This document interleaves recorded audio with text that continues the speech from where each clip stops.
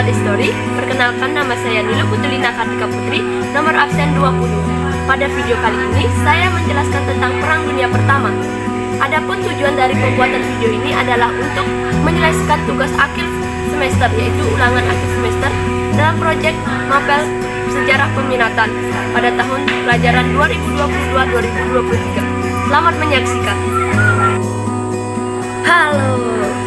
Oke, sebelum kita lanjut membahas tentang Perang Dunia Pertama, ada baiknya kita mengetahui terlebih dahulu kondisi-kondisi negara bagian Eropa pada awal abad ke-20. Oke, hingga awal abad ke-20, sebagian besar kekuasaan negara-negara di bagian Eropa dipegang oleh dinasti kerajaan. Negara-negara besar seperti Inggris, Jerman, Austria-Hungaria, dan Rusia bahkan memiliki koloni-koloni kerajaan. Mereka ingin menjaga kerajaan mereka agar tetap kuat dan melihat negara lain mengambil alih wilayah baru sebagai ancaman. Oleh karena itu, dari masing-masing negara menjalin hubungan diplomatik dan aliansi untuk menjaga stabilitas negara mereka. Oke, mari kita bahas tentang latar belakang Perang Dunia Pertama. Teman-teman tahu nggak sih apa yang melatar belakangi terjadinya Perang Dunia Pertama? Apakah itu politik adu domba atau perang antar saudara? Nah, di video kali ini, mari bersama-sama mendengarkan dan menyimak penjelasan dari saya. Oke, latar belakang dari Perang Dunia Pertama diawali oleh Pangeran Franz Ferdinand atau putra mahkota dari kerajaan Austria-Hungaria. Pada saat itu dianggap sebagai ancaman oleh kelompok revolusioner Serbia yang wilayahnya merupakan bagian dari Austria dan Hungaria. Pada tanggal 28 Juni 1914, sang pangeran bersama istrinya Sophie melakukan inspeksi pasukan kekaisaran yang ditempatkan di Bosnia dan Herzegovina. Dia dan Sophie ditembak mati di mobil mereka oleh seorang revolusioner Serbia yang berusia 19 tahun yang bernama Gavrilo Princip. Tragedi ini menyebabkan krisis kekuatan politik di Eropa, terutama bagi Austria-Hungaria dan Rusia yang menjadi aliansi Serbia. Tidak satupun dari mereka ingin mundur dan tampak lemah. Khawatir pertarungan akan pecah di Rusia, Austria-Hungaria meminta bantuan kepada Jerman yang menjanjikan mereka untuk mendukung jika Austria-Hungaria menggunakan kekuatan melawan Serbia. Dukungan dari Jerman mendorong Austria-Hungaria untuk menyatakan perang terhadap Serbia pada tanggal 28 Juli.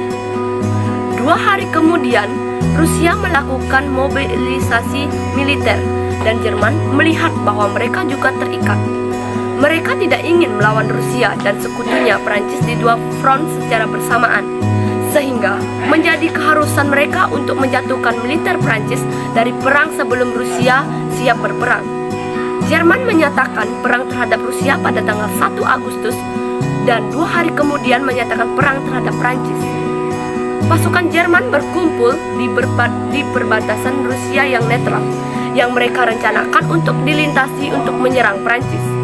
Belgia kemudian meminta bantuan kepada Inggris dan pada tanggal 4 Agustus, Inggris menyatakan perang terhadap Jerman. Nah, sejak saat itu, Perang Dunia Pertama berlangsung dengan 2 kubu. Yang pertama, ada kubu Triple Entente yang terdiri dari Inggris, Prancis, dan Rusia, serta kubu yang kedua yaitu kubu Triple Alliance yang dibentuk oleh Jerman, Italia, dan Austria-Hungaria.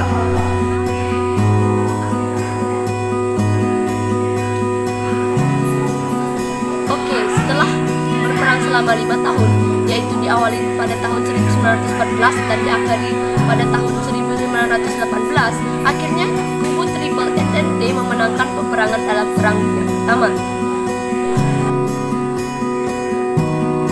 Secara langsung dan tidak langsung, Perang Dunia Pertama sudah mengubah tatanan politik dan perekonomian dunia. Secara politik, Perang Dunia Pertama mendorong munculnya negara-negara baru seperti Irak, Iran, Polandia, Mesir, Arab Saudi, dan Suriah. Sementara negara-negara sebesar seperti Jerman, Austria, Turki berubah dari negara kerajaan menjadi negara republik. Tidak hanya itu, negara-negara ini bahkan kehilangan sebagian wilayah dan kekuasaannya.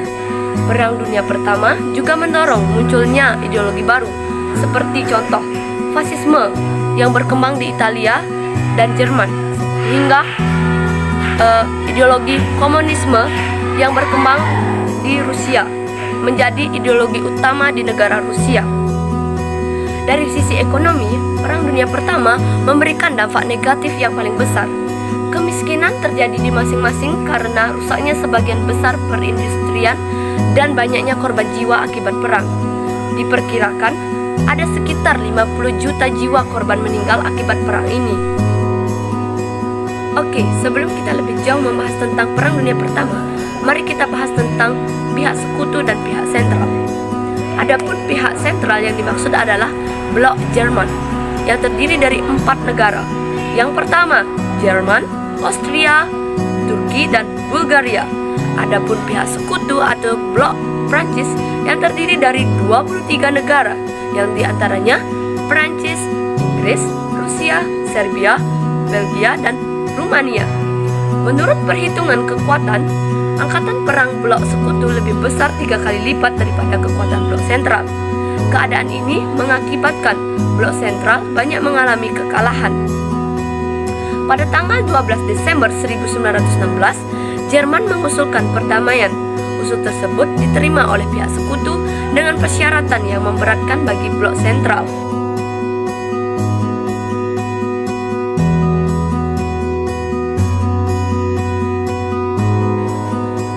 Nah, teman-teman tahu nggak sih akhir dari Perang Dunia Pertama? Nah, di sini saya akan menjelaskan akhir dari Perang Dunia Pertama. Perang Dunia Pertama diakhiri dengan kemenangan blok sekutu dan kekalahan blok sentral. Penyelesaian Perang Dunia Pertama dilakukan dengan mengadakan perjanjian-perjanjian perdamaian yang diantaranya sebagai berikut. Yang pertama, Perjanjian Versailles. Perjanjian ini dilakukan pada tanggal 28 Juni 1918. Yang kedua, Perjanjian Saint-Germain atau Perjanjian Jerman. Perjanjian ini ditandatangani pada tanggal 10 November 1919. Perjanjian ini untuk menyelesaikan permasalahan antara sekutu dan Austria. Yang ketiga yaitu Perjanjian Deneuve. Perjanjian ini dilakukan pada tanggal 27 November 1919. Perjanjian ini dilakukan oleh sekutu dan Bulgaria. Isi perjanjian ini adalah mengatakan bahwa Bulgaria menyerahkan daerah pantai Aegia kepada Yunani. Yang keempat adalah Perjanjian Sevres. Perjanjian Sevres dilakukan pada tanggal 20 Agustus 1920. Negara yang berperan dalam perjanjian ini adalah sekutu dan Turki. Akibat dari Perang Dunia Pertama bagi Indonesia adalah sebagai berikut. Gerakan kebangsaan semakin radikal seperti SI, PKI, PNI, sehingga Gubernur Jenderal Hindia Belanda pada saat itu bersikap keras terhadap organisasi tersebut. Terjadinya krisis ekonomi diikuti dengan depresi perekonomian. Nah, depresi perekonomian ini menyebabkan banyak perusahaan perkebunan bangkrut sehingga terjadi PHK besar-besaran yang ada pada akhirnya timbul pengangguran. Oke, sekarang kita bahas tentang LBB. Dari Perang Dunia Pertama lahirlah perdamaian, yaitu LBB, Liga Bangsa-Bangsa. Teman-teman tahu nggak sih di mana letak markas LBB? Nah, di sini saya akan memaparkannya.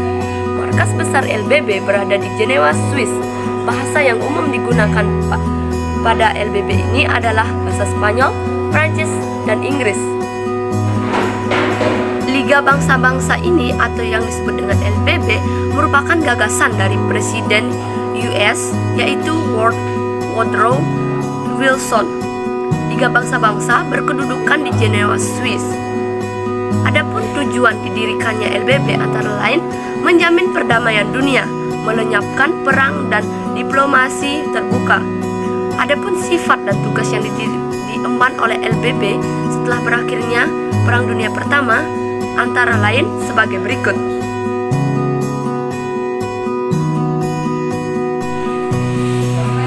Liga Bangsa-Bangsa mempunyai 4 badan utama. Yang pertama adalah Sindik Umum, yang kedua Sekretariat Tetap, yang ketiga adalah Dewan Khusus, yang terakhir adalah Mahkamah Internasional. Oke, dalam praktik pelaksanaannya, Liga Bangsa-Bangsa dinyatakan gagal dalam menjalankan sebuah fungsi dan tugasnya. Hal ini dikarenakan beberapa alasan sebagai berikut. Yang pertama, tidak adanya peraturan-peraturan yang mengikat ataupun yang bersifat keras terhadap yang dilakukan secara sukarela. Yang kedua, yaitu tidak mempunyai alat kekuatan yang nyata untuk menindaklanjuti setiap negara yang melanggar. Yang ketiga, yaitu terlalu lemah terhadap negara-negara besar. Yang terakhir, yaitu yang keempat, yaitu adanya pergeseran tujuan dari masalah perdamaian ke masalah politik. Adapun bukti nyata kegagalan LBB dalam melaksanakan tugasnya, yaitu ditunjukkan ketika Jepang menyatakan atau menyerbu Manchuria pada tahun 1931, tetapi Liga Bangsa-Bangsa tidak berbuat apa-apa. Dan dengan demikian pula ketika Italia menduduki Abyssinia tahun 1935, seruan LBB juga tidak didengar oleh Italia. Hal inilah yang menjadi salah satu sebab terjadinya kemunduran Liga Bangsa-Bangsa ataupun LBB. Dan pada akhirnya muncullah Perang Dunia Kedua. Nah, bagaimana nih video yang tadi? Apakah seru atau mengasihkan untuk ditonton dan didengar? Semoga teman-teman mendapatkan manfaat dan ilmu dari video saya. Sekian video yang dapat saya berikan dan saya paparkan. Saya ucapkan terima kasih. See you next time.